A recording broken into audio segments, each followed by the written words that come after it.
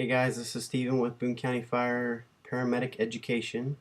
We're making a video today about calling radio reports into the receiving hospital.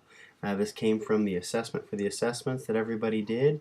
We got a good chance to see how everybody would do it on a standardized patient across the board, and we realized that you guys need some guidance. Your radio reports currently are too long, and they're also very unorganized.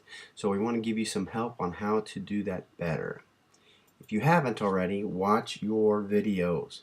This is very important for the assessment tools that we've talked about in class, as well as now that we've made this video, a chance for you to see how your radio report goes and some guidance on how to do that better. So real quick, I want to point out the difference. There are differences in these reports. The radio report, which is what we're going to focus on with this, is the report that we're calling into the hospital on the way there. Very short, very concise, not a lot of information. Just preparing the resources to be ready when we get there. The bedside report is what we're doing with that next provider to continue care. That has a lot more information in it, and it's also a chance for us to filter out the things that aren't important that Mrs. Smith has already told us. So it's using that filter, but more information than what the radio report is. And then your incident report, or the trip ticket that you're writing afterwards, that's everything. That's inclusive of all the things that you've covered so far in this event. Let's break down the differences between radio versus telephone and calling radio report. You're usually faster when you call in by radio. That's because it's right there at the nursing station in the ER. It's a very reliable system. It's public, which is both good and bad. It's bad because we cannot give much detail, especially identifying information, patient names, but it is good for us as students because it is public. That means we can be listening to other people's radio reports. There's no reason for you not to be listening to the Hear channel in your downtime and getting used to how other folks do radio reports and getting some reps in. It can only be used one unit at a time. So if you're in a busy area here in Columbia, if I'm trying to call Boone Hospital and Staff for Life is calling the hospital at the university at the same time, I have to wait my turn. And it's a universal channel. That's beneficial because if I go to Kansas City, it's the same channel to talk to a hospital in Kansas City as it is in St. Louis. The telephone allows for a lot more conversation to happen. So if I need to carry more conversation because it's a bit more of a complex reason that we're coming, the telephone might be preferred to make sure that our point is gotten across. It's private, so therefore we can give demographic information or things that are maybe identifying of the patient, as well as if it's something that might be embarrassing of the patient, we can do that over the telephone instead of the radio. Pre-registering your patient with those demographics can be really important, especially in the time-critical diagnoses, such as stroke, trauma. Those things, getting patient pre-registered before our arrival helps the orders that are put in before we get there, as well as the triage findings that they get when they process that patient into the ED to be attached to that patient instead of a generic trauma or class 1 medical name. Calling by phone you run the risk of getting put on hold and getting lost on hold. If you have to call into a switchboard of the hospital or even just into the unit clerk's desk, that might get you put on hold and lost, and that's not ideal. You got to know each individual hospital's telephone number. That's a downside from the telephone. So if I'm going to Kansas City and I'm going to use a phone report, I've got to know that number ahead of time. Going to push some closed loop communication skills here. This is just as important in our radio report, if not maybe more important, but also in all of our scenarios. We talk about this a lot in class, using closed loop communication. So make sure you identify the person to receive this message. This is how we start this thing out, the hey you it's me model. University Hospital, this is Medic 211 on state with patient report. Our message needs to be very clear. It needs to be in manageable chunks of information that isn't a big long dissertation. The orders or directions that are given to us need to be repeated to ensure that we've got those right. Very, very important piece of closed loop communication. And that you close out that conversation so that the next user waiting their turn can start in on their transmission.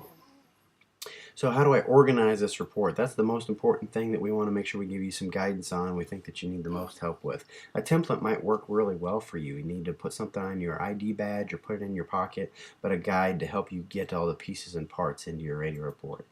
Do it the same way every time. Repetition is good learning, and good repetition is going to make it even better for you down the road. Prepare your thoughts before you call. This is just good radio transmission etiquette in general to make sure that you know what you're going to say before you push the button. And practice, lots of practice. You might be thinking that you don't have the chance to practice your ALS reports now. Well, if you're a BLS provider, you have ALS calls that you're seeing. You just might not be the one calling that report. While you're driving the ambulance to the hospital, use that time to give your steering wheel a radio report of the patient that's in the back. Use the opportunities that are there for you to practice. So the content that we're looking to see inside of these radio reports, we want to have an ETA to the facility. Very important, and preferably lead out. The first thing that we tell them when we call is our ETA to their facility. That lets them know how quickly they need to get these resources in order for our arrival. The patient's age and gender is how we're going to identify these folks. That make sure that when we come in a line of ambulances, that our patient goes to the right resources. Chief complaint or the working diagnosis that we're going off of, any notable findings and treatments that we've provided up to this point, the current vitals that we have, an ECG interpretation, or a GCS of the patient. Any specific resources that might be needed on our arrival at the hospital. This is specialty teams. This is airway management assistance. This is port access that we couldn't do pre-hospital for whatever reason. Any of those resources that we know the patient will need, let's get it in the report so that's mobilized.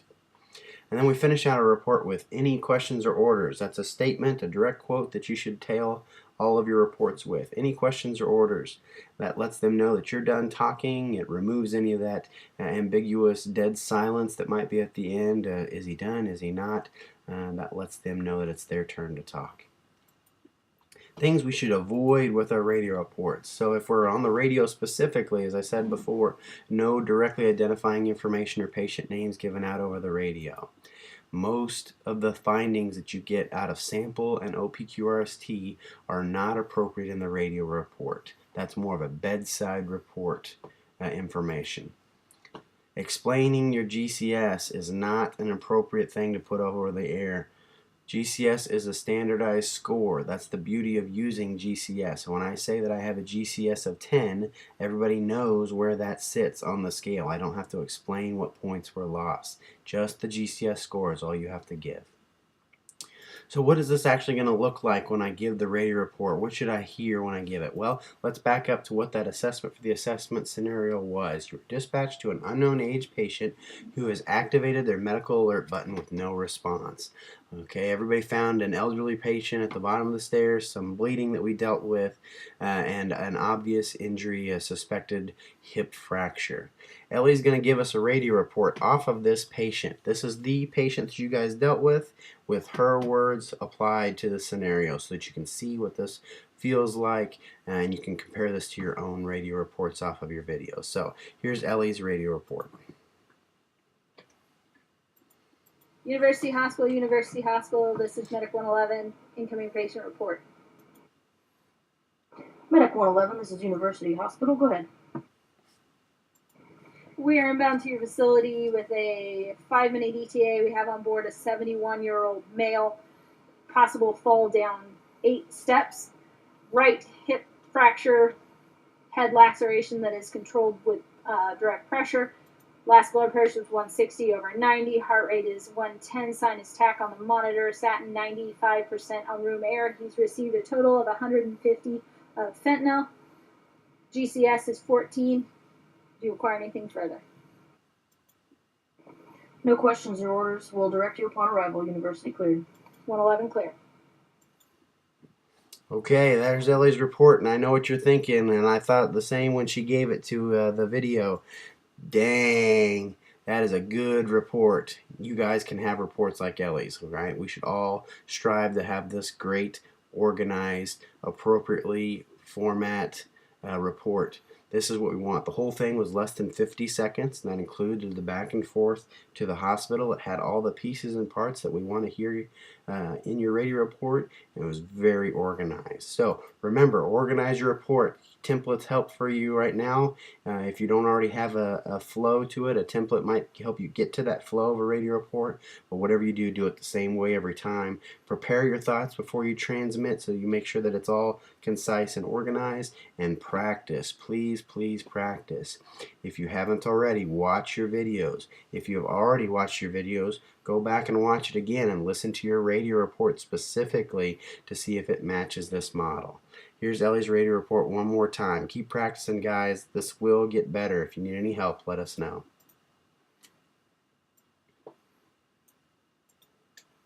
University Hospital, this is Medic 111, incoming patient report. Medic 111, this is University Hospital. Go ahead.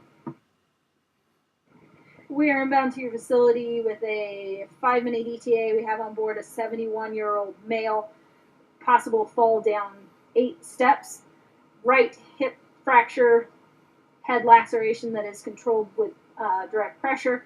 Last blood pressure is 160 over 90. Heart rate is 110. Sinus tach on the monitor. Sat 95% on room air. He's received a total of 150 of fentanyl. GCS is 14. Do you require anything further? No questions or orders. We'll direct you upon arrival. University cleared. 111 clear.